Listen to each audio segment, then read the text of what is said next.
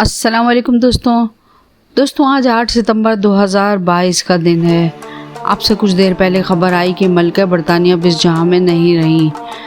ملکہ برطانیہ یعنی queen Elizabeth دوم کسی تعارف کی محتاج تو نہیں ہے۔ دنیا کی چند مشہور ترین ہستیوں میں سے ایک تھی کوئین الزبتھ، شہزادہ چارلس کی والدہ اور شہزادی لیڈی ڈیانا کی ساس تھی۔ دوستوں، کوئین الزبتھ کے متعلق کچھ ایسی معلومات ہیں جن کے بارے میں زیادہ لوگ نہیں جانتے۔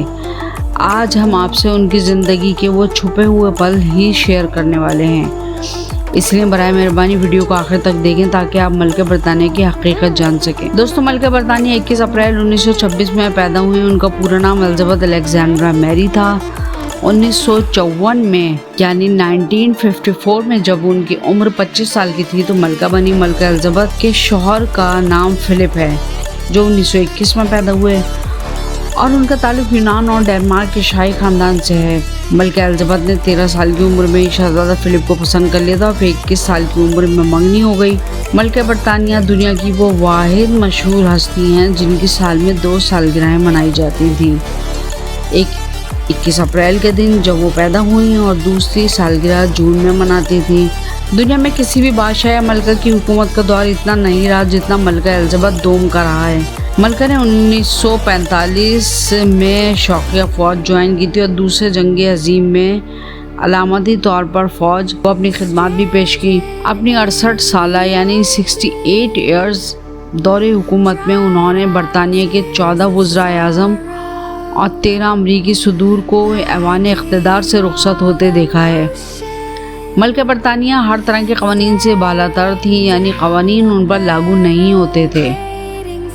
انٹرسٹنگ فیکٹس یہ ہیں کہ وہ برطانیہ میں جب چاہیں جس وقت چاہیں بنا پوچھے بنا اطلاع دیے کسی کے گھر میں بھی داخل ہو سکتی تھیں، وہاں کی ہر چیز پر اپنا پورا حق چلا سکتی تھیں، یعنی کہ اگر وہ چاہتی تو ان کے گھر کا سامان توڑ پھوڑ بھی سکتی تھیں۔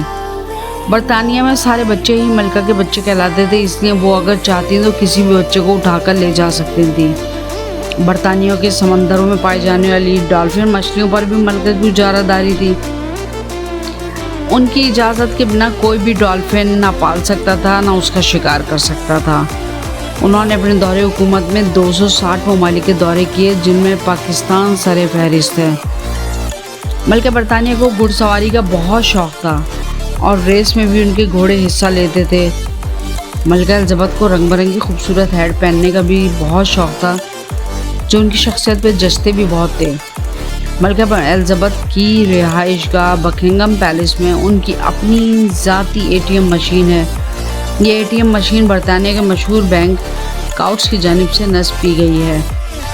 ملکہ برطانیہ کو ٹیکس دینے سے بھی استثناء حاصل ہے، لیکن پھر بھی 1993 سے وہ رضاکارانہ انکم ٹیکس ادا کر رہی تھیں۔ ملکہ برطانیہ کو بیرون ملک دوروں کے لیے کبھی بھی پاسپورٹ کی ضرورت نہیں رہی۔ ملکہ الزبتھ پر کبھی بھی کوئی مقدمہ نہیں چلایا اور نہ وہ کسی مقدمے کا سامنا کر سکتی تھیں۔ اصل بات یہ کہ ہر طرح کے قوانین سے استثناء حاصل ہونے کے باوجود انہوں نے کبھی بھی اپنی حدود سے تجاوز نہیں کیا۔ وہ ایک بہترین حکمران رہی ہیں۔ عوام اور عالمی رہنمائی کی طرف سے ملکہ کو جو بھی تحائف ملتے تھے اس کی بھی ایک سالانہ فہرست جاری کی جاتی تھی۔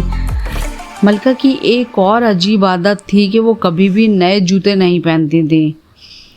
ملکہ ہمیشہ ہاتھ سے بنے ہوئے سیاہ چمڑے کے جوتے پہنتی تھیں۔ چونکہ نئے جوتوں کا چمڑا سخت ہوتا تھا اس لیے ملکہ نے اس کام کے لیے بھی ملازمائیں رکھی ہوئی تھیں کہ وہ ان کے نئے جوتے پہنیں، لیکن اس کے لیے شرط یہ تھی کہ وہ جوتے موزوں پر پہنیں اور ان کے اپنے سرخ رنگ کے قالین پر ہی چلیں، اور جب یہ یقین ہو جاتا کہ جوتے نرم ہو گئے ہیں تب ہی ملکہ ان جوتوں کو پہنتی تھی۔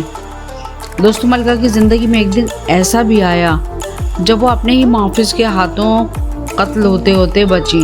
قصہ کچھ اس طرح ہے کہ ایک دن آدھی رات کو ملکہ اپنے محل کے صحن میں چہل قدمی کر رہی تھی۔ اس وقت رات کے کوئی 3 بجے تھے جب ایک محافظ نے دیکھا کہ سایہ سا بکنگھم پیلس میں داخل ہو رہا ہے۔